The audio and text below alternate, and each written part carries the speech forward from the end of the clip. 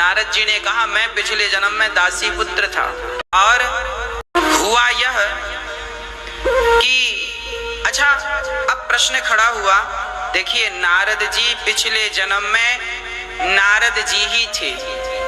जब ब्रह्मा जी ने नारद जी को प्रकट किया तो ब्रह्मा जी ने नारद जी से कहा, बेटा नारद तुम सृष्टि करो, बच्चे उत्पन्न करो। नारद जी ने कहा मैं भगवान का भजन करूंगा, मैं शादी विवाह के चक्कर में नहीं पड़ूंगा। तो ब्रह्मा जी ने श्राप दे दिया, पिता की आज्ञा नहीं मानता, जा शूद्र हो जा। नारद जी को श्राप दे दिया। तो नारद जी ने भी श्राप दे दिया, पिताजी आप मुझे भगवान से दूर करना चाहते हैं, मेरी कोई गलती नहीं थी और आपने श्राप दे दिया, जाओ मैं भी आपको श्राप दे रहा हूं, इस कल्प में आपकी पूजा नहीं होगी। 3 कल्प होते हैं, ब्रह्म कल्प, बाराह कल्प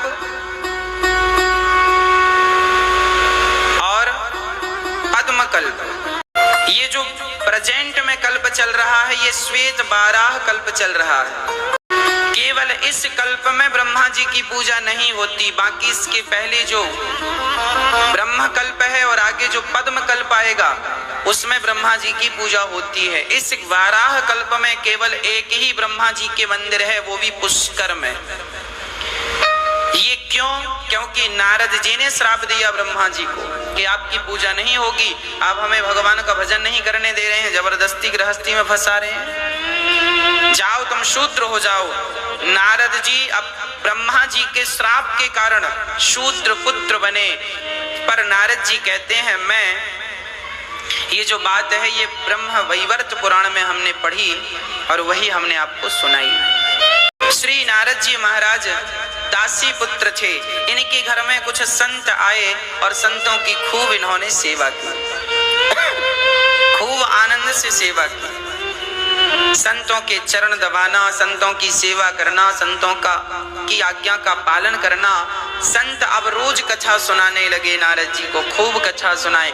कथा सुनते सुनते नारद जी दासी पुत्र थे, बालक था, उस बालक का चित्त धीरे धीरे जैसे पानी से धीरे धीरे कीचड़ धुलने लगता है। आपके पांव में कीचड़ लग जाए तो आप पानी की धार डाल दीजिए, अपने आप वो कीचड़ धुल जाएगा। हाँ, जैसे पानी की धार ऊपर से गिर रही हो और नीचे आप पत्थर रख दीजिए तो कुछ साल बाद देखिएगा कि पानी की धार से वो पत्थर कट जाएगा, छेद हो जाएगा, है ना। पानी की धार एक ही स्थान पर पड़ती रहे तो पत्थर भी टूट जाता है ना। उसी तरह कितना भी बड़ा पापी हो, कथा की धार उसके हृदय तक पहुंचती रहे कानों के द्वारा तो कथा की धार से, कथा और कीर्तन की धार से उसके जन्म जन्म के पापों का पहाड़ टूट जाता है, बिखर जाता है और वह निर्मल हो जाता है। नारद जी बोले मैं दासी पुत्र बना पिता के श्राप के कारण, पर जब मुझे कथा सुनने को मिली तो कथा सुनकर मेरा हृदय आह्लादित हो गया, आनंदित हो गया। मैं सब कुछ भूलकर संतों की सेवा में लग गया। संतों ने मुझे अष्टाक्षर मंत्र दिया, मैंने उसी मंत्र का जाप किया। करते करते करते जब संत जाने लगे तो मैं भी पीछे पीछे गया। तब मेरी माँ ने मुझे रोक लिया, बेटा मत जाओ। मैं रुक गया। एक दिन माँ गाय दोहने गौशाला गई तो माँ को एक सांप ने डस लिया और माँ मर गई। मैंने माँ का अंतिम संस्कार किया और संतों के बताए हुए मार्ग पर मैं निकल पड़ा। एक घनघोर जंगल में जाकर मैंने एक पेड़ की छांव में उसी मंत्र का जाप किया और जाप करने का फल यह हुआ कि जाप करते करते करते करते मुझे भगवान की अनुभूति होने लगी। जब मंत्र आप जाप करेंगे तो ईश्वर की अनुभूति, ईश्वर के अनुभव तक वह मंत्र आपको पहुंचा देगा। और नारद जी उस अनुभूति, उस अनुभव के द्वारा उस अनुभूति को प्राप्त कर गए और आकाशवाणी हुई, पुत्र तुझे इस जन्म में नहीं अगले जन्म में मेरा दर्शन होगा। अभी तो एक झलक मिल गई बस। नारद जी का तपस्या करते करते वो शरीर छूटा और फिर एक दिव्य शरीर मिला। वह फिर ब्रह्मा जी से प्रकट हुए और ब्रह्मा पुत्र नारद कहलाए। अपने श्राप को भोगने के लिए आए, भोग कर चले गए। हम लोग भी इस संसार में कुछ अपने पाप भोगने के लिए आए हैं। आपको क्या लगता है, आप लोग यहाँ हैं अपने घर में, अपने परिवार में, क्यों आए हैं आप अपने कुछ कर्म दंड भोगने आए हैं, कुछ पाप के फल भोगने आए हैं। आपको जो सुख मिल रहा है ये आपके पुण्य का फल मिल रहा है, आपको जो दुख मिल रहा है ये आपके पापों का फल मिल रहा है। आपकी अमीरी आपके पुण्यों का फल है, आपकी गरीबी आपके पापों का फल है, आपका सुख आपके पुण्य का फल है, आपका दुख आपके पापों का फल है। इसीलिए अपना पाप पुण्य सब भगवान के चरणों में समर्पित कर देना चाहिए, तब तो पाप पुण्य से भी निवृत्ति हो जाती है। नहीं तो बहुत बार जन्म लेना पड़ता है, कर्मों के फल भोगने पड़ते हैं। नारद जी कहते हैं, महाराज मैंने भगवान में समर्पण कर दिया, भगवान का हो गया तो मेरा कल्याण हो गया। उस शरीर से नहीं, देखो जब भगवान हमें मिलेंगे तो हमें ये शरीर छोड़कर जाना पड़ेगा। ईश्वर को हम देखना चाहते हैं, ईश्वर से मिलना चाहते हैं। हम बड़ी भक्ति, आपने देखा होगा बहुत सारे भक्त ऐसे हैं जो बहुत कम आयु में ही चले जाते हैं। क्यों? उनकी भक्ति सिद्ध हो गई, पक गई। ये शरीर छूटेगा तब ही परमात्मा मिलेंगे दूसरे दिव्य शरीर से। अब कई लोग रोते हैं, महाराज वो चले गए, वो बड़े भगत थे, वो तो बड़ी भक्ति करते थे। अरे तो भक्ति करते थे तो उन्हें भक्ति का परिणाम मिला। स्वामी विवेकानंद जी एक कम 40 वर्ष की उम्र में चले गए। आद्य शंकराचार्य जी एक कम 30 वर्ष की उम्र में चले गए, 29। इतनी कम आयु में आद्य शंकराचार्य जी, बहुत सारे लोग हैं जिनकी हिस्ट्री भरी पड़ी है, हिसाब भरा पड़ा है, कम समय में चले गए। बड़े बड़े उच्च कोटि के भक्त चले गए कम से कम समय में। कारण ये शरीर छूटता है तो दिव्य शरीर प्राप्त होता है।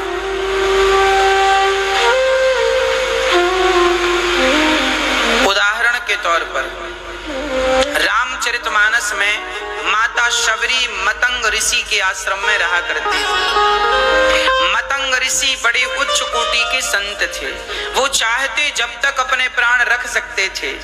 मतंग ऋषि को पता चल गया था कि राम जी का वनवास जिस दिन हुआ है, लगभग उसी दिन मतंग ऋषि ने अपने प्राण त्यागे। शबरी माता आई, गुरुजी कहाँ जा रहे हैं? गुरुजी ने कहा, बेटा मेरा कार्यकाल पूरा हुआ, अब मैं जा रहा हूँ। गुरुजी तो मुझे भी ले चलो संग, मैं अकेली कहाँ रहूंगी? गुरु मतंग जी ने कहा, शबरी तू यहीं रह, तुझे राम का दर्शन होगा। शबरी बोली, मैं राम को ढूंढने कहाँ जाऊंगी जंगल में? बोले, तुझे कहीं नहीं जाना, राम खुद ढूंढते ढूंढते चलते चलते तेरे पास आएंगे और राम खुद तेरे पास आकर तुझे दर्शन देंगे। अब बताओ, मतंग ऋषि के कारण शबरी को भगवान मिले तो क्या मतंग ऋषि कुछ दिन और जिंदा रहकर भगवान को नहीं देख सकते थे? अरे भाई, मतंग ऋषि जहां गए उन्हें पता था ये शरीर छूटेगा तो मुझे भगवान के पास ही जाना है। जिंदा रहूंगा तो अभी 10 साल इंतजार करना पड़ेगा, मर जाऊं तो अभी जाना मुझे वही है। इसीलिए संत जानते हैं कि हमें मरने के बाद वहीं भगवान के निज धाम को जाना है, इसीलिए वो प्रसन्न चित्त से प्राण त्यागते हैं। मरते समय वो बड़ा सावधान रहते हैं, हर क्षण भगवत चिंतन करते हैं। जो व्यक्ति भगवत चिंतन करते प्राण त्यागता है उसे भगवान की प्राप्ति होती है। भगवान को पाना हो तो दिव्य शरीर चाहिए। ये हमारा शरीर पर्याप्त नहीं है। भगवान श्री नारद जी ने जब अपनी कथा सुनाई तो व्यास जी ने श्रीमद् भागवत महापुराण की रचना की। अच्छा, भागवत को कहां से प्रारंभ करते हैं व्यास जी? महाभारत की चर्चा से। भागवत जी में महाभारत की चर्चा अद्भुत है। महाभारत, अच्छा, महाभारत से हमें और आपको कुछ सीखना चाहिए। अच्छा मैया जी, आपके घर में महाभारत होता है कि नहीं? नहीं ना होए तो ही अच्छा है। आज लोग बड़े दुखी हैं, महाराज जी हमारे घर में महाभारत चल रहा है, बड़े परेशान। कुछ लड़के वाले लड़की देखने गए तो किसी ने कहा, बेटी गीता पढ़ती हो, रामायण पढ़ती हो? तो लड़की ने कहा, गीता रामायण तो मैं अपने घर में पढ़ती हूँ, महाभारत वहीं शुरू करूंगी। ये जो महाभारत है, कई लोग डरते हैं, महाराज जी महाभारत पढ़ने से महाभारत होगा। आज लोग इतने ज्यादा अपनी अज्ञानता का परिचय देते हैं कि क्या कहें। अरे भाई, महाभारत पढ़ने से महाभारत कभी नहीं होता। हम लोग तो महाभारत भी पढ़ते हैं।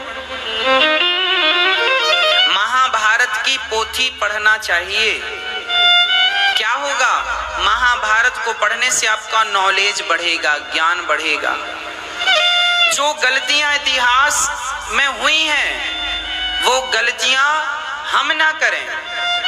एक कहावत है, अब पछताए होत क्या जब चिड़िया चुग गई।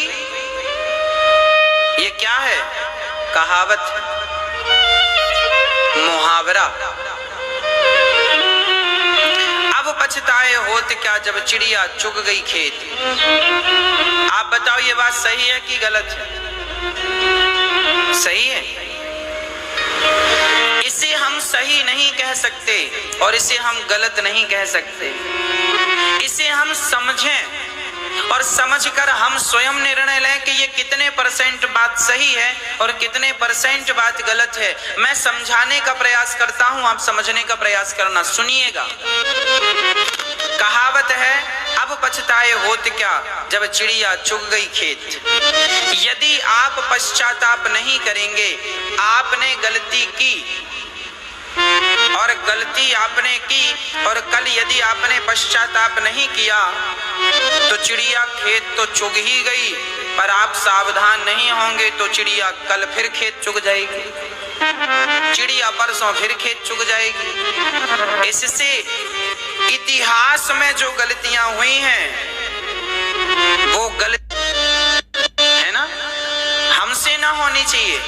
अब देखते हैं कि इतिहास में किन किन से क्या क्या गलतियां हुई। महाभारत में हमारा गृहस्थ जीवन महाभारत की कथा से जुड़ा है। आप लोग गृहस्थी हैं, हम लोग गृहस्थी हैं, पत्नी पुत्र परिवार के बीच में हम सबको रहना पड़ता है। और ये जो महाभारत की कथा है ये भी बिल्कुल हम सबकी कथा है। लोग पढ़ते नहीं है, समझते नहीं है, जबकि पढ़ना समझना और सीखना चाहिए। गलती हुई कौरवों से तो अब हम लोग कहें अब पछताए होत क्या जब चिड़िया। यदि गलती कौरवों ने की तो उन्हें दंड मिला और हमने उनकी गलतियों से कुछ सीखा नहीं तो दंड हमें भी मिलेगा। इसीलिए पश्चाताप भी करना जरूरी है। हमने गलती की, हमने किसी भी सब्जेक्ट में गलती की तो हमें पश्चाताप करना होता। ओ क्यों गलती की, क्यों ये कह दिया, क्यों। जब हम ये पश्चाताप करेंगे तब फिर कल हमसे ये गलती, और हमने पश्चाताप नहीं किया तो हम फिर से वही गलती। चिड़िया चुग गई खेत तो आज चुगी है ना, कल फिर चुग जाएगी, परसों फिर चुक जाएगी। इसीलिए जीवन में जो गलतियां हो रही हैं हमसे, वो गलतियों से हमें सबक लेना चाहिए, शिक्षा लेनी चाहिए और आने वाले भविष्य को सुधार लेना चाहिए, खूबसूरत बना लेना चाहिए। क्या महाभारत को रोका जा सकता था? यदि रोका जा सकता तो इतना बड़ा नुकसान, आपको पता होगा महाभारत के युद्ध में लाखों लोग मारे गए थे।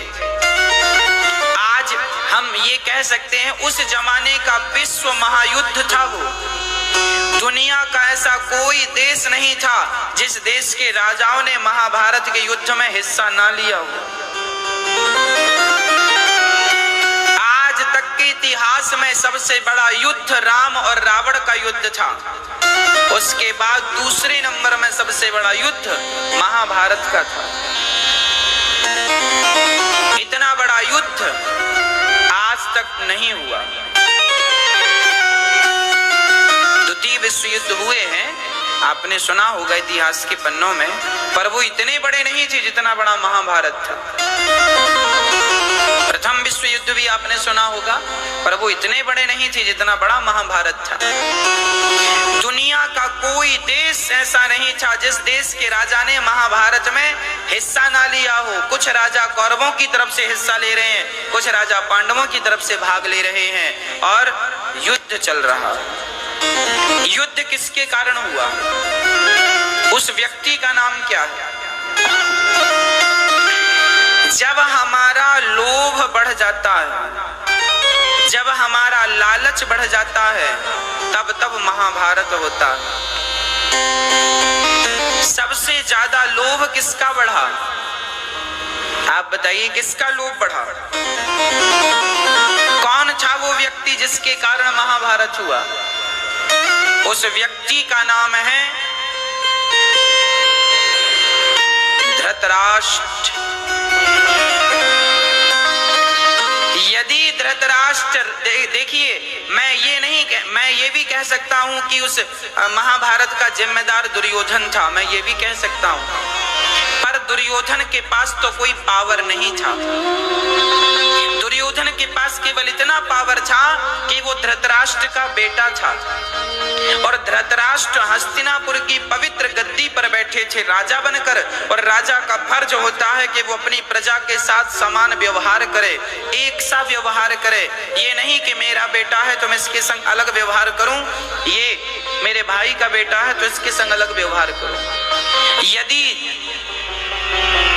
एक बार जरा ज्ञान की चक्षु से देखा होता धृतराष्ट्र जी ने, तो महाभारत ना होता। महाभारत इसलिए हुआ क्योंकि अंधे धृतराष्ट्र जी के अंदर जरूरत से ज्यादा लोभ आ गया। उन्हें लगने लगा कि पांडव लोग, जबकि पांडवों के पिता जो पांडु थे वो हस्तिनापुर के राजा थे। हस्तिनापुर के राजा पांडु अपने भाई अर्थात धृतराष्ट्र से बहुत प्यार करते थे। ये धृतराष्ट्र, पांडु और विदुर जी, ये तीनों एक ही पिता की संतान है। पिता है इनके वेद व्यास जी। तीनों की माँ अलग अलग है, माँ अलग अलग है, पर पिता एक है। तो तीनों में बड़ा भाई एक बाप की संतान है, तीनों में बड़ा प्यार है। जब ये छोटे थे तो इन तीनों का बढ़िया से पालन कौन करता था? पितामह भीष्म। भीष्म पितामह ने इन तीनों को बच्चों की तरह पाला है, इन तीनों को खिलाया है अपनी गोद में पितामह भीष्म ने। इन तीनों से बड़ा प्यार था पितामह भीष्म को। और धृतराष्ट्र बड़े पावरफुल थे, पर अंधे होने के कारण पांडु को हस्तिनापुर का राजा बनाया गया। एक दिन पांडु अपने पत्नियों के साथ, माद्री और कुंती के साथ विहार करने गए जंगलों में। राजा लोग पहले विहार करते थे, सेना की टुकड़ी लेकर गए विहार करने। तभी पांडु ने एक जीव को मार डाला। एक मृग और मृगी मैथुन क्रिया कर रहे थे। उस अवस्था में पांडु ने उस जीव को मार डाला। तो पांडु को श्राप दे दिया उस मृग ने कि तुमने हमें इस क्रिया में मारा है, मैथुन की क्रिया में मारा है। जब तुम अपनी पत्नी के साथ रमण करने का विचार करोगे और पत्नी को स्पर्श करोगे रमण की भावना से, उसी क्षण तुम्हारी मृत्यु हो जाएगी। ये श्राप लग गया है पांडु को। पांडु की पत्नी दो हैं, माद्री और कुंती। अपनी पत्नियों का स्पर्श नहीं कर सकते, पर वो ब्रह्मचारी के रूप में रहने लगे। तभी आपको पता होगा माता कुंती को दुर्वासा जी ने कुछ ऐसे मंत्र दिए थे जिन मंत्रों के प्रभाव से उनके पुत्र हो सकता था। दुर्वासा जी के पहले मंत्र का प्रयोग किया माता कुंती ने तो कर्ण हो गए, जिसे पानी में बहाना पड़ा, कुंवारे में हो गया। फिर 3 पुत्र हुए हैं कुंती से और 2 पुत्र हुए हैं माद्री। पांडु से पुत्र नहीं हुए, पांडु के द्वारा नहीं, उस मंत्र के प्रभाव से पुत्र हुए। धर्मराज युधिष्ठिर, अर्जुन और भीम, ये 3 पुत्र हैं माता कुंती के। नकुल और सहदेव, ये 2 पुत्र हैं माता माद्री के। एक दिन माद्री अपने कपड़े सुखा रही थी, तभी पांडु ने उन्हें देखा और उन पर आसक्त हो गए और अपनी पत्नी की ओर जब बढ़े तो पत्नी का स्पर्श करते ही श्राप के कारण पांडु की मृत्यु हो गई। और पांडु जब मरे, उनकी चिता पर उनकी पत्नी जलने लगी। माद्री, कुंती माता बोली मैं भी जल जाऊंगी। तब माद्री ने कहा बहन, यदि आप भी जल जाओगी, सती हो जाओगी, तो इन बच्चों को कौन संभालेगा, आप इन्हें संभालिएगा। माता कुंती बच गईं, उन्होंने अपने आप को नहीं जलाया पति के साथ। वो बड़ी पतिव्रता हैं, कोई संदेह नहीं है, पर अपने आप को इसीलिए बचाए रखा कि इन बच्चों के लिए मुझे रहना है। बच्चे अभी 5 पांडव छोटे छोटे थे। अब सोचिए माता कुंती के जीवन में कितना बड़ा संकट है। आप स्त्रियां जरा विचार करें कि एक स्त्री के 5 बच्चे हैं और पति मर जाए, और घर में उस समय माता कुंती जंगल में थी। जब वो अपने घर आई तो उस समय राजा बने कौन बैठे थे? धृतराष्ट्र। जबकि नियम यह था कि राजा का बड़ा बेटा ही राजा बनेगा। पांडु राजा थे हस्तिनापुर के, पर पांडु कुछ दिन के लिए भ्रमण पे गए थे तो राजगद्दी सूनी ना हो, इसलिए पांडु ने अपने भाई धृतराष्ट्र को बिठा दिया राज तिलक करके कि अभी जब तक मैं परदेश में हूं आप संभालना। राजा तो वो ही थे पांडु, पर टेम्परेरी राजा धृतराष्ट्र को बनाए। अच्छा, धृतराष्ट्र को क्या लगा कि अब तो मेरा भाई मर गया, अब उसका राज्य उन्होंने कब्जा कर लिया, अब छोड़ा ही नहीं। देखो ये लालच। आप अपने भाई के साथ, महाभारत में लिखा है कि माता कुंती को भीख मांगकर अपने बच्चों का पालन करना पड़ा। एक राजा की पत्नी भीख मांग रही है और धृतराष्ट्र देख भी नहीं रहे हैं, क्योंकि धृतराष्ट्र के 100 बच्चे हो गए, जिनमें दुर्योधन सबसे बड़ा। अब काना फूसी क्या होने लगी? नियम तो यही कहता है कि धर्मराज युधिष्ठिर को राजा बनाओ, क्योंकि इनके पिता राजा थे। पर धृतराष्ट्र बोले ना, मेरा बेटा राजा बनेगा। अब धृतराष्ट्र ने, दुर्योधन जब छोटा था तो दुर्योधन ने जहर मिला के दे दिया था भीम को। दुर्योधन बचपन से ही पांडवों को मारना चाहता था, जहर देकर मारना चाहा, पर भगवत कृपा से बचे पांडव। एक बार तो गजब हो गया कि दुर्योधन ने एक लाख का घर बनवाया। लाख जानती हैं मैया? माताएं लाख की चूड़ी पहना करती थी पहले जमाने में। लाख की चूड़ी होती थी, वो पिघलती थी प्लास्टिक की तरह। वो प्लास्टिक नहीं होता, पर लाख की चूड़ी होती। उस लाख का घर बनवाया बढ़िया सा, और 5 पांडवों को उस घर में रहने का स्थान दे दिया। बोले तुम्हारा घर ये है। अब देखना जरा, कपट देखिएगा। 5 पांडवों को ये बात धृतराष्ट्र को भी पता थी, पर धृतराष्ट्र तो अनजाने बने, उनको तो पता था। धृतराष्ट्र सोच रहे हैं कि ये कब मर जाएं और कब हम बिल्कुल यहाँ के राजा बने ही रहें। मतलब राजगद्दी पकड़ में आ जाए ना तो आदमी छोड़ना नहीं चाहता, और यही व्यक्ति का लालच उसका सर्वनाश करता है। इस कथा से मैं आगे जो बताऊंगा वो बताऊंगा, अभी सुनो। इतनी कथा से आप ये समझिए कि यदि अपने भाइयों का अधिकार छीन कर अपने बच्चों को देना चाह रहे हैं तो अधिकार छीन लोगे, पर छीना हुआ वह अधिकार आपका सर्वनाश ना कर दे तो आप कह देना, मैं लिखित में आपको कह सकता हूं, आप किसी का हक खाओगे, खा लो अपने भाई का, खा लो अपनी भौजाई का हक, खा लो अपने छोटे और बड़े भाई का हक, खा लो पड़ोसियों का हक, तुम्हें अभी मजा आएगा ना चोरी करने में, खाने में, पर वह जो तुम खा रहे हो वह तुम्हारा सर्वनाश करेगा। मरोगे तो कोई रोने वाला नहीं बचेगा। अभी सुनना आगे यही होगा। इसीलिए जो खुद की कमाई है ना, जो खुद का है, उस पर आनंद से जिया करो, आनंद से रहा करो। हमारे पड़ोसी के घर में सोने की दीवारें खड़ी हैं, हमें उससे कोई मतलब नहीं। हमारे आंखों के सामने किसी का करोड़ों का हीरा पड़ा हो, हमारे लिए माटी है। हमारी मेहनत का जो पैसा है वो हमारा है, और फोकट का, फ्री का, पाप का, भ्रष्टाचार का जो है उस पर हमारा कोई अधिकार नहीं है। उसे 1 करोड़ रुपया रास्ते में पड़ा हुआ तुम्हें मिल जाए तो मत उठाना। 1 करोड़ रुपया तुम्हें कोई गलत ढंग से दे तो मत लेना, क्योंकि 1 करोड़ लेने के बाद वह 1 करोड़ तुम्हारी जितनी शांति है वो शांति भी लेकर चला जाएगा। पहले तो मजा आएगा, मैं करोड़पति हो गया, लेकिन बाद में जो खुजली होती है ना, खुजली में खुजलाने में बड़ा मजा आता है, लेकिन उसके बाद जो जलन होती है ना वो बड़ी दर्दनाक होती है। भ्रष्टाचार करने में बड़ा मजा आता, मिल गया फोकट का, मिल गया, गलत ढंग से कमा लिया, मिल गया, पर जब उसका जो रिएक्शन होता है ना, हाँ जी, वो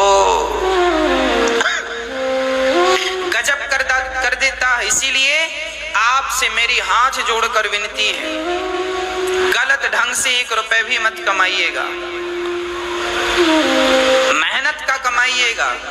धृतराष्ट्र ने यही गलती की, भाई का अधिकार हड़प लिया।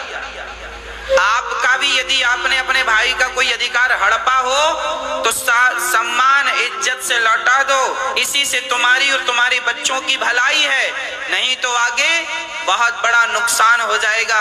अरे तुम्हारा भाई भले ना देखे पर विधाता तो देख रहा है, वो अंधा थोड़ी है। धृतराष्ट्र अंधे थे, भगवान थोड़ी अंधे हैं। इसलिए गलत ना हो किसी के साथ। अच्छा, लाक्षागृह में बंद किया, कौरवों ने पांडवों को लाक्षागृह में बंद किया और आग लगा दी। संयोग से, भगवान की कृपा से विदुर जी ये मर्म जान गए और भगवान की प्रेरणा से 5 पांडव कुंती सहित, अब सोचिए इतना दुष्ट ये दुर्योधन है कि कुंती माता भी है और 5 माँ और 5 बेटों को मारने का पूरा षड्यंत्र रच दिया गया। किसके द्वारा? दुर्योधन के द्वारा।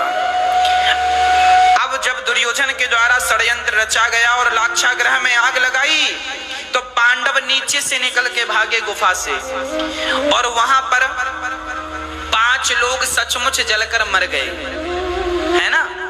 तो हल्ला यही फैल गया कि पांडव मर गए। अब तो इन लोगों ने बड़ी चैन की सांस ली। धृतराष्ट्र तो दिखाने में बहुत रोए, मेरी कुंती चली गई, मेरे बच्चे चले गए, पर अंदर बड़े प्रसन्न थे, ठीक मर गए, ठीक मर गए, ठीक मर गए, हमारा तो रास्ता साफ हो गया, साफ हो गया, पर ऊपर से रो रहे हैं, अंदर से खुश से। दुर्योधन बड़ा खुश, फूला नहीं समारा कि पांडव मर गए, पांडव मर गए। अब देखिएगा, दूसरों को मारकर जिंदा जलाने का प्रयास किया। अब किसी आदमी को आप जिंदा जलाएं और उसकी संपत्ति से आप कहें कि संपत्ति, हमने इस संपत्ति के असली मालिक को जिंदा जला दिया और ऐ संपत्ति अब तुम हमें सुख दो, क्या ऐसी संपत्ति तुम्हें सुख देगी? और दुर्योधन ने यही चाहा, पांडवों को जला दिया आग में, और अच्छा पांडव तो बच के निकल गए, पर इन्हें इन्हें लग रहा है कि मर गए मर गए। इन लोगों ने तो तेरही वेरही भी कर ली, पांडवों की तेरही भी कर ली, कुंती की तेरही भी कर ली। वो बड़े खुशी मना रहे हैं, ठीक मर गए ठीक मर गए।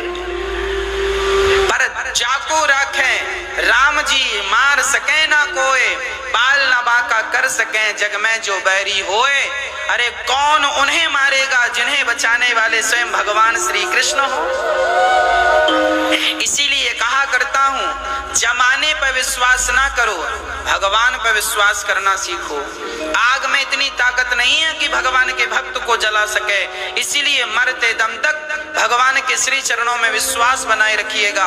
लाख दुश्मन आपके साथ आपको मारने का प्रयास कर रहे हो, लाख दुश्मन एक तरफ और मेरे श्री कृष्ण की कृपा एक तरफ।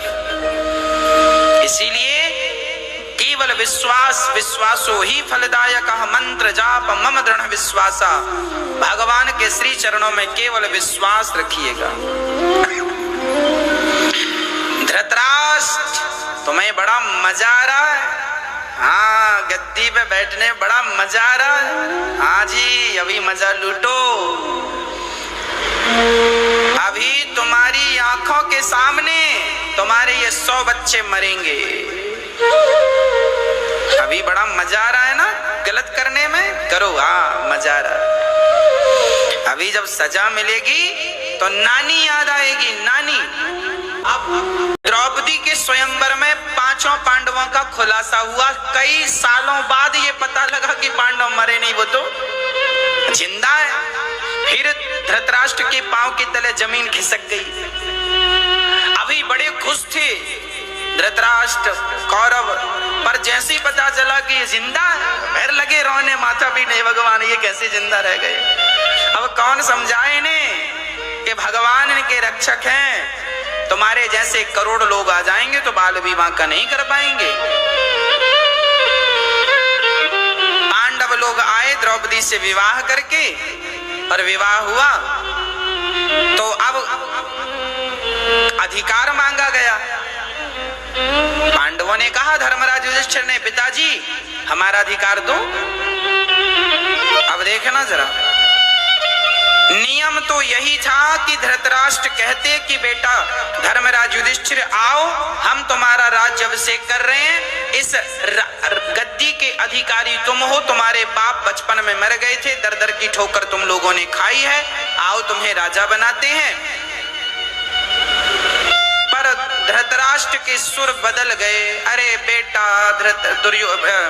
युधिष्ठिर,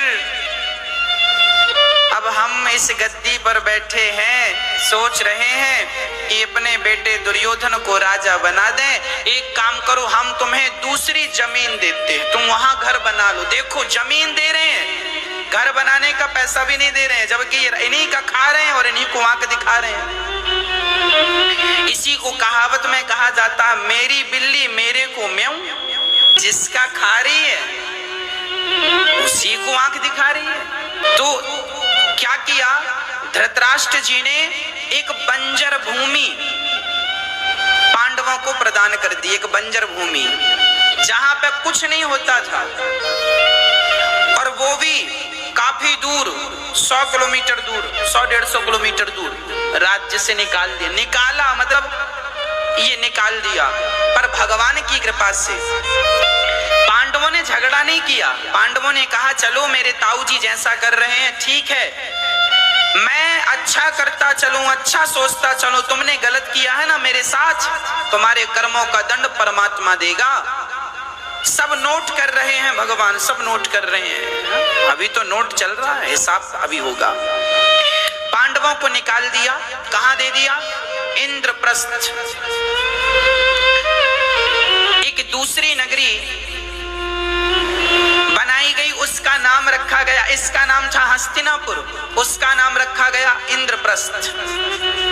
इंद्र जैसा वैभव था, पांडवों ने इतनी मेहनत की उस बंजर जमीन को उपजाऊ बनाने में, खुद हल चलाया, खुद काम किया, और बंजर भूमि को बढ़िया हरा भरा कर लिया, नगर बसाया, संपूर्ण नगर बसाया, और वहां के राजा कौन बने, धर्मराज युधिष्ठिर।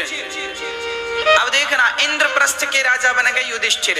और जब इंद्रप्रस्थ के राजा युधिष्ठिर बने, नगर अच्छा बसाया, तो गृह प्रवेश में अपने ताऊ जी को बुलाया। ताऊ जी बोले मैं आता हूं, और ताऊ जी के लड़के भी आए, दुर्योधन। और जब आए तो दुर्योधन की तो जमीन खिसक गई। अरे राम राम, हमारे नगर से भी भव्य है ये, तो हमारे घर से भी बड़ा है और काफी सुख सुविधाएं हैं।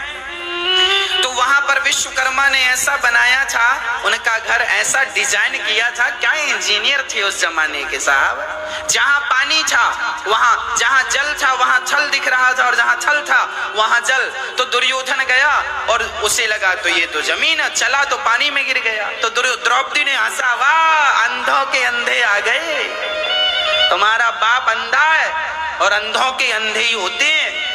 द्रौपदी ने खूब मजाक उड़ाया। हाँ अच्छा, इन लोगों ने कौन सा अच्छा किया पांडवों के साथ? तुम लोगों ने उन्हें आग में जला के मारना चाहा, वो हंस भी नहीं सकते।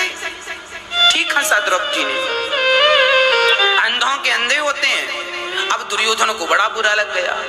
अरे बड़ा हंस रही द्रौपदी, अच्छा देखता हूं। फिर योजना बनाई दुर्योधन ने अपने पिता से, धृतराष्ट्र से, पिताजी पांडवों को बुलाया जाए और जुआ के लिए कहा जाए। ये षड्यंत्र किसका था? अब आप लोग प्रश्न करते हैं, महाराज जी धर्मराज युधिष्ठिर जुआ क्यों खेले? अरे धर्मराज युधिष्ठिर कभी जुआ नहीं खेलते थे। महाभारत का ये सारा सब्जेक्ट मैंने होशो हवास में पढ़ा है। धृतराष्ट्र ने पांडवों को बुलाया, आओ, कहा युधिष्ठिर अर्जुन दुर्योधन की इच्छा है तुम जुआ खेल लो। अब देखो कैसे ताऊ जी थे, अपने बच्चों से कह रहे हैं जुआ खेल लो। अब इनका सत्यानाश नहीं होगा तो क्या होगा? ऐसे ताऊ जी तो भगवान किसी को ना दे, जो अपने बच्चों से कहें जुआ खेल लो। कहो मैया जी, ऐसे ताऊ जी तो नहीं चाहिए ना। हाँ, धृतराष्ट्र जैसे ताऊ जी कौन चाहेगा? पुत्र मोह में, ये केवल आंखों से अंधे नहीं थे, पुत्र मोह में भी डबल अंधे थे, अंदर की भी आंखें समाप्त ही थी। जुआ के लिए एक बढ़िया सा महल बनाया अलग से, उसमें बढ़िया बढ़िया खंबे लगवाए और द्यूत सभा बनवाई, द्यूत सभा बुलाई। अब दुर्योधन जुआ खेलने बैठा, और चूंकि आज्ञा किसकी थी? ताऊ जी की, धृतराष्ट्र की। तो चूंकि धर्मराज युधिष्ठिर ऐसे आज्ञाकारी बेटे थे कि अपने ताऊ जी की कोई भी बात कभी टालते नहीं थे। जब टालते नहीं थे तो आज ताऊ जी ने कहा कि तुम जुआ खेलो, तो इस बात को कैसे टाल दें? चलो ताऊ जी की आज्ञा है तो खेल लेते हैं। और जब खेला जुआ तो पासे कौन फेंक रहा था? जबकि जुए का नियम होता है जो खेलेगा पासे वही फेंकेगा। पर यहाँ तो देखिए शुरुआत में ही कपट था। खेल रहा था दुर्योधन और पासे फेंक रहे थे मामा शकुनी। जबकि युद्ध का खेल का नियम होता है कि मैं खेल, भाई क्रिकेट में भाई मैं बॉल कर रहा हूं तो मैं ही, मेरे बदले कोई और थोड़ी करेगा। मैं रन बना रहा हूं तो मेरे बदले थोड़ी कोई और बना देगा।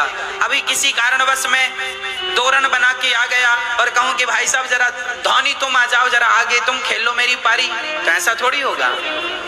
अपना अपना खेलो, जो तुम खेलोगे वो तुम्हारा, जो वो खेलेंगे वो उनका। तो महाभारत में पहला कपट यही हुआ कि खेल रहा था दुर्योधन और पासे फेंक रहे थे मामा शकुनी। ये जो पासे थे शकुनी मामा के पास, ये शकुनी के पिता की हड्डियों के पासे थे। उन पासों को इन्होंने सिद्ध कर रखा था कि ये पासे इन्हीं के पक्ष में आएंगे। ये पासों में भी बहुत बड़ी कहानी है। पिछली बार किसी कथा में हमने इन पासों की भी कथा आपको सुनाई थी।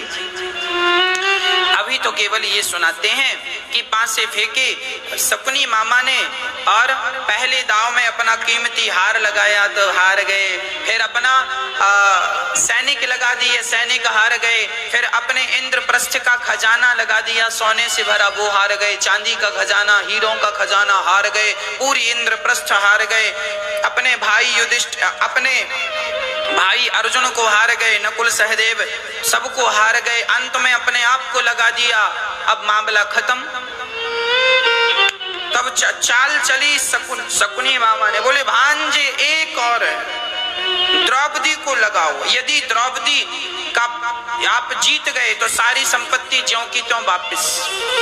द्रौपदी को दाव पर लगाया, आखिरी दाव द्रौपदी का दाव लगाया, और पासे तो शकुनी के पक्ष में जाने थे, पासे चले और वो दाव भी हार गए,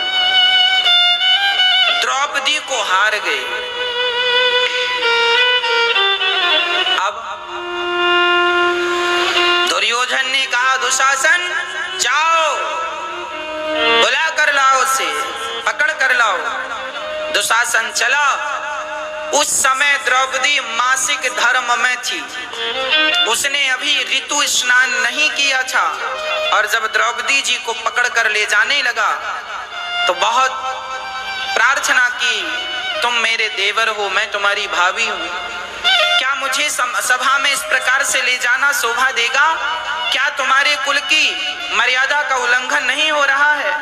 सब कुछ कहा, पर दुष्ट तो दुष्ट ही है, दुशासन तो दुष्ट था ही, दुष्ट ही रहेगा। पकड़ कर ले गया और भरी सभा में बाल पकड़ के खींच रहा है, और द्रौपदी सबसे पुकार कर रही है। द्रौपदी ने सबसे कहा, भरी सभा में जब द्रौपदी, दुर्योधन ने कहा आजा द्रौपदी मेरे जंघा पर बैठ जाओ। देखो जरा उस जमाने में कितनी अश्लील बातें थी। ने कहा मेरी जंघा पर आकर बैठ जाओ। अब बताओ ये दुर्योधन कितना दुष्ट रहा होगा। इस दुष्ट भरी सभा में जो किसी स्त्री को अपनी जंघा में बिठाए और उसी सभा में इसका पिता बैठा है, अब सोचो ये कितना दुष्ट लड़का रहा। और धृतराष्ट्र इसी का पक्ष ले रहे थे, जबकि ऐसों को तो 10-20 थप्पड़ मारना चाहिए, उल्टा लटका के मिर्ची का धुआं देना चाहिए। पर पुत्र मोह दुर्योधन को और धृतराष्ट्र को कौन खा गया? उनका मोह खा गया, उनका अहंकार एटीट्यूड खा गया, उनका जरूरत से ज्यादा लालच खा गया। अति कभी ना करना बंदे, इति तेरी हो जाएगी, और बिन पंखों के पक्षी जैसे गति तेरी हो जाएगी। अति जिसने किया उसका अंत हुआ है। और द्रौपदी अब देखिए, जैसी करे संग, जैसा करे संग वैसा चढ़े रंग। दुर्योधन की संगत कर्ण भी करते थे, और कर्ण कौन है? कुंती के पुत्र हैं, 5 पांडवों के सगे भाई हैं, पर दुर्योधन के संग कर करके उनकी भी बुद्धि बिगड़ गई, और उन्होंने कह दिया कि इसके तो 5 पति हैं, 6वें हम हो गए तो क्या बुराई है। ये देखो ये कर्ण कह रहे हैं, इतने पढ़े लिखे, इतने विद्वान, पर बातें ऐसी क्यों कर रहे हैं? क्योंकि संगत दुर्योधन की है। आप कितने भी विद्वान हो जाइए, पर आपके जीवन में आपके संग का प्रभाव जरूर रहेगा। इसीलिए अच्छी संगत करना सीखिए। पितामह भीष्म भी आज चुप्पी साधे बैठे हैं। अरे बोलो पितामह, बोलिए। पितामह भीष्म को बोलना चाहिए था, दुर्योधन के कान में 2-4 जमाना चाहिए था, और द्रौपदी को सम्मान वापस भेजना चाहिए था। पितामह भीष्म का कोई विरोध नहीं कर सकता था, पर क्या करें, पितामह भीष्म भी मजबूर थे। दुर्योधन पितामह भीष्म की इज्जत नहीं करता था। सही बताऊं, दुर्योधन अपने से बड़ों की इज्जत करता ही नहीं था, क्योंकि पिता ने संस्कार दिए ही नहीं। इसीलिए कहता हूं अपने बच्चों को संस्कार दिया करो, नहीं तो कल तुम्हारे घर में भी ऐसे ही महाभारत खड़ा होगा, तब रोने मत बैठना धृतराष्ट्र जैसे। इसीलिए ये शास्त्र हमारे लिए सबक हैं। ये गलतियां जो इतिहास के पन्नों में दोहराई गई, अब आपके जीवन में दोहराई ना जाएं। भरी सभा में द्रौपदी ने कहा, कहाँ जा छिपे हो प्यारे कन्हैया,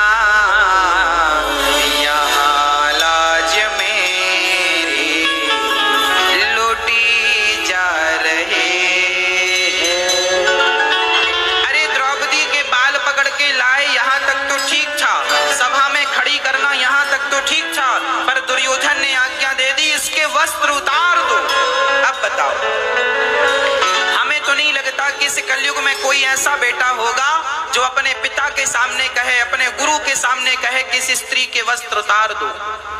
अरे इतनी तो शर्म होती है कि सामने बाप बैठा है, सामने गुरु द्रोणाचार्य बैठे हैं, पितामह बैठे हैं, लेकिन नहीं, दुर्योधन ऐसा साक्षात कलयुग का अवतार है। दुर्योधन ये सब कलयुग के अवतार होने के कारण जितना कुछ गंदा काम कर सकता था दुर्योधन कर रहा है। कलयुग से हम आपका परिचय करा रहे हैं। कलयुग कैसा है? कलयुग ऐसा है, दुर्योधन कह रहा मेरी जंघा पर बिठाओ इसके कपड़े उतार के। और दुशासन साड़ी खींचने लगा। तब द्रौपदी ने बुलाया अपने पतियों को, अर्जुन बचाओ, भीम बचाओ, युधिष्ठिर बचाओ, गुरु द्रोणाचार्य पितामह, कोई नहीं बचाया। तब द्रौपदी समझ गई ये दुनिया के लोग मेरी रक्षा नहीं कर सकते, अब रक्षक कोई है तो केवल गोविंद मेरी रक्षा करेंगे। तब द्रौपदी ने कहा कहाँ जा छिपे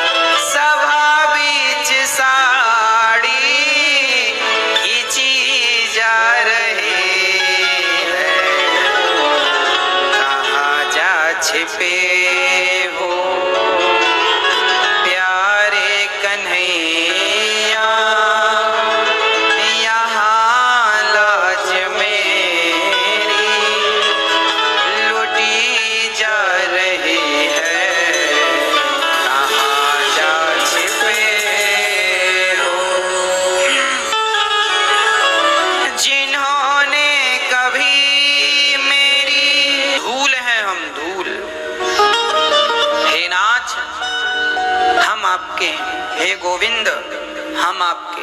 बस प्रिय भक्तों, भगवान हम सबके रक्षक हैं। अंत में क्या हुआ? जुआ खेला, पांडवों का वनवास हुआ 12 वर्ष का और 1 वर्ष का अज्ञातवास। इसके बाद क्या हुआ? महाभारत। अभी दुर्योधन, दुशासन,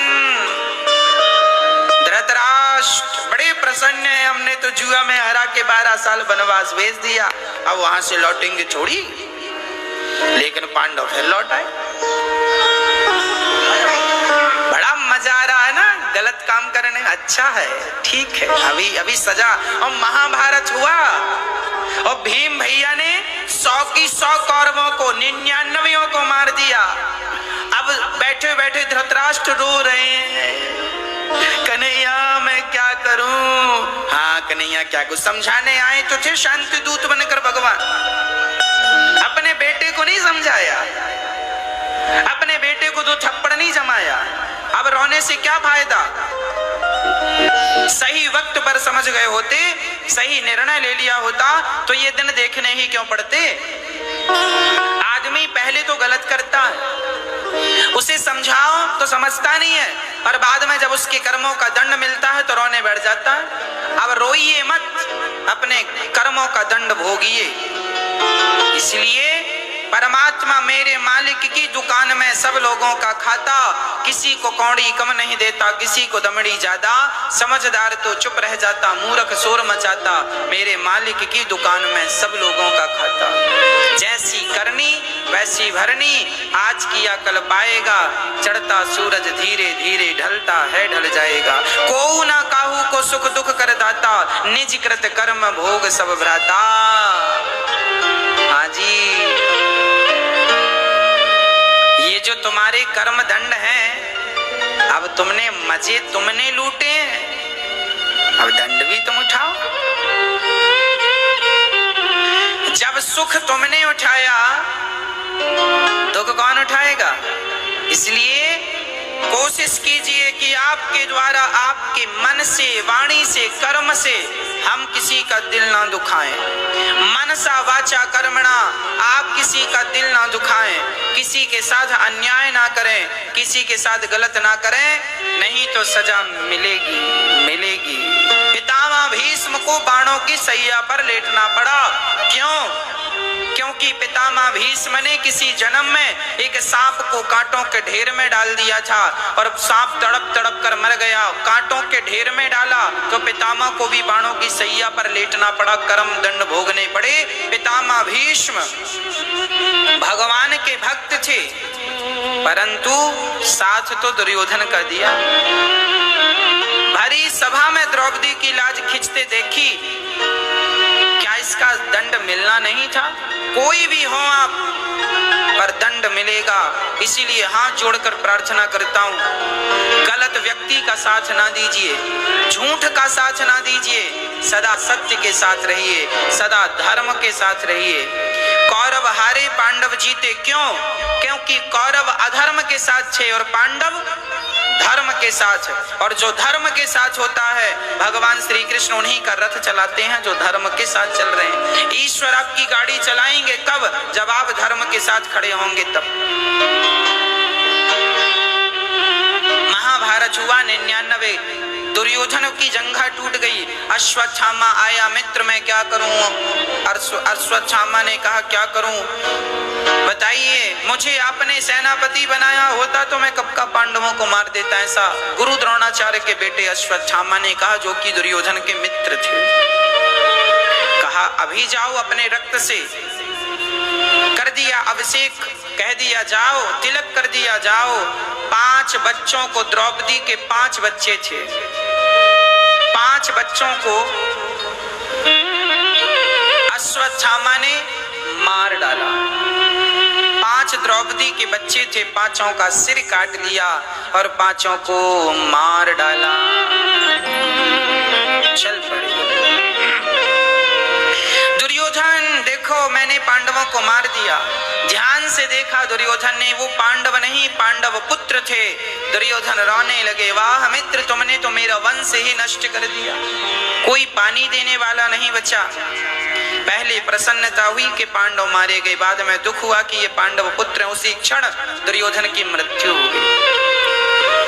और अश्वत्थामा को पकड़ने अर्जुन कृष्ण को सारथी बनाकर चले। अश्वत्थामा ने ब्रह्मास्त्र चलाया। अर्जुन कृष्ण की शरण में आकर कहने लगे कृष्ण कृष्ण महाबाहो, हे श्याम सुंदर मेरी रक्षा करो, मैं आपके चरणों में पड़ा हूं। अश्वत्थामा मुझे मार डालेगा, बाण आ रहा है, ब्रह्मास्त्र। भगवान बोले तुम भी ब्रह्मास्त्र चलाओ। आज पूज्य श्री अनिरुद्धाचार्य जी महाराज ने हम सभी लोगों को बहुत ही उत्तम एवं शिक्षाप्रद कथा सुनाई है। आशा करता हूं कि इस शिक्षाप्रद कथा से हम सभी लोग कुछ न कुछ शिक्षा अवश्य ग्रहण करेंगे और अपने जीवन को सुखी और सात्विक बनाने का प्रयास करेंगे। मित्रों, अगर आपको यह शिक्षाप्रद कथा पसंद आई हो तो वीडियो को लाइक करें और अधिक से अधिक लोगों को शेयर भी करें, जिससे और भी लोग महाराज जी की इस शिक्षाप्रद कथा से शिक्षा लेकर अपने जीवन को सुखी बना सकें। मित्रों, अगर आपने अभी तक हमारे चैनल को सब्सक्राइब नहीं किया है तो हमारे चैनल को तुरंत सब्सक्राइब भी कर लें, जिससे आपको नोटिफिकेशन के माध्यम से महाराज जी के शिक्षाप्रद कथा तुरंत प्राप्त हो सकें। मित्रों, तो कल फिर किसी शिक्षाप्रद कथा के साथ आप लोगों के समक्ष प्रस्तुत होंगे। तब तक के लिए जय श्री राधे।